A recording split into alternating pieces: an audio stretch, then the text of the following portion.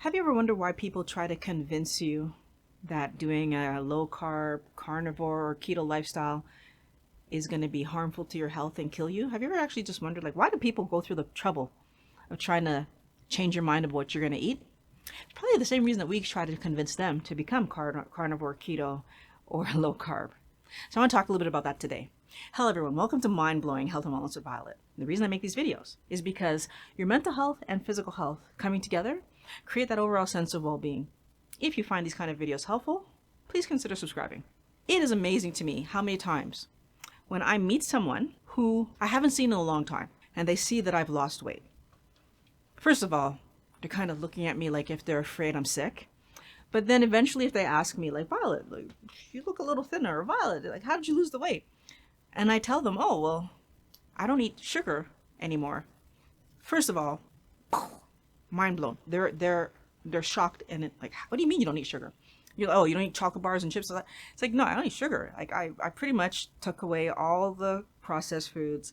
I don't eat rice, pasta. I don't eat any. When I start telling them that I don't eat bread, pasta, I haven't had a cookie in I don't know how many, well over a year. Not even a keto cookie. Like, I don't eat pretty much any junk. They're looking at me like, why? You have to live, Violet. Why?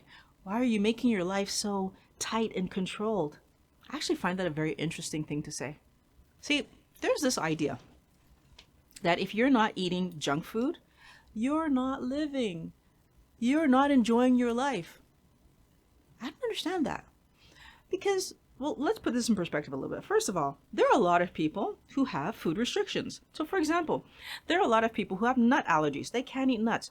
Do we walk around saying to them, oh my goodness, you're not living because you don't eat nuts? No. My niece and nephew have gluten issues. Do people walk around saying, oh my God, they're not living because they have gluten issues? No. But why is it if I take a decision to stop eating carbohydrates in excessive amounts, I mean, I still do eat them, right? But in excessive amounts, all of a sudden, Violet, you're not allowing yourself to live. So the first thing is that there's a misconception that the only way that we can enjoy our life is if we're eating junk food. The only way we can enjoy our life is if once in a while we're drinking alcohol. The only way we can enjoy our life is if we're doing things that are socially acceptable, pleasure-focused things. And the question to me is why? Why is that the only way that I could possibly be enjoying my life? And the truth is, guess what, guys? It isn't. I actually enjoy my life quite a bit not eating carbohydrates, eating other things. And then what do? I put my pleasure into fun activities, interesting people, doing the things that I like. Sports, and well, sports, that's pushing the envelope, but sporty activities. So riding my vehicles like my bike, my trike, my Swiftie, which is a scooter, my longboards, my skateboards, like my rollerblades, my skis, my snowboard. Like, I put my time, energy, and effort into doing things that I find fun. I paint, I build things. Why is that not enjoying my life? That's the first thing, is that most people try to convince us that we need to eat carbohydrates because they actually believe that that's the only way we can enjoy our life. The second reason that a lot of people will encourage you to eat carbohydrates is because they actually are trying to help. They actually feel like somehow Violet's going to damage her health by not eating vegetables. For the longest time, it's been the accepted idea that eating vegetables is superior to eating meat. It's been accepted information that living a vegetarian lifestyle was superior than allowing meat products into your life.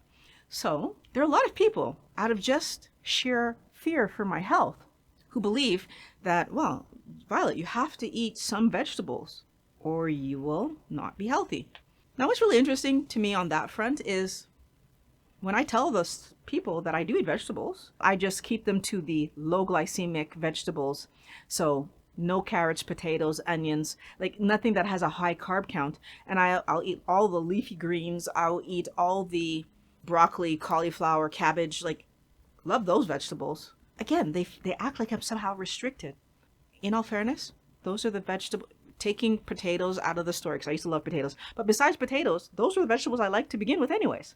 Asparagus, right? So part one is there's this belief, or I should say number two is there's this belief that we need to eat vegetables. So this belief that vegetables is necessary, and them wanting to help me, and them being afraid for my health, those are the three ideas I get when people are trying to help me because they're afraid because they just learned that I don't eat carbohydrates.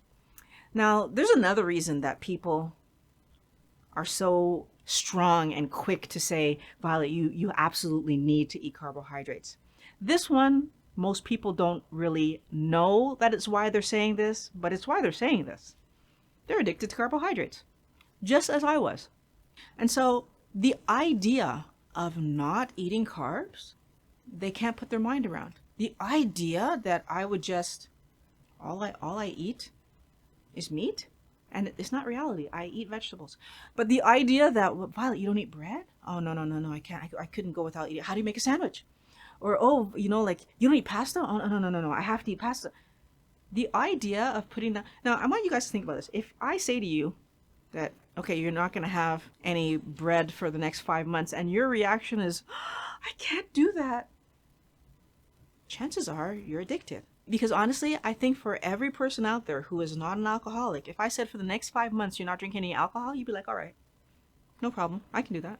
Why? Because alcohol is not something you have to have. You have it once in a while when you feel like it. You're not addicted. The fact that if I say you can't have French fries for 5 months, and you go, or you can't have bread, you can't have rice, and it's like, what am I going to eat? And that's your reaction when there's so many other things that you could eat, it tells you you're addicted. But again, most people are not aware. The other reason that people have such a huge reaction when I tell them how I lost the weight is because they want to lose weight. They're desperate to lose weight, but they don't want to change their diet. And I say don't want, but it really is too addicted to change their diet. The idea of losing weight is very attractive, but the idea of putting down carbohydrates, so no pasta, cake, cookies, chocolate bars, chips, like no more potatoes and French fries, like no more milkshakes. The idea of putting these things down, they're so addicted, they're so into them for comfort. Maybe they're just that. No. You should be eating those things. You should be eating those things. Even though I'm over here showing no desire to eat those things. You are going to run into people who are going to ask you, oh, wow, you look great. What did you do? And then as you tell them what you did, they're going to be like, no, you shouldn't be doing that. You shouldn't be doing that. And they're going to give you some reason. And I need you to understand that a lot of the time is coming either out of misinformation or their own addiction. But the truth is that they might care about you and they really might want you to be doing well, but not able to understand that the reaction they're having is coming from poor information and their own addiction. I hope this helped you to understand why this could be happening and why people react so violently.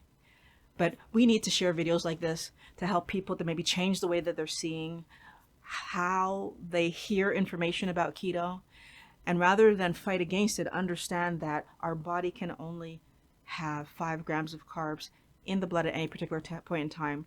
We make our own carbohydrates, and yet we eat 300 grams of carbohydrates each day.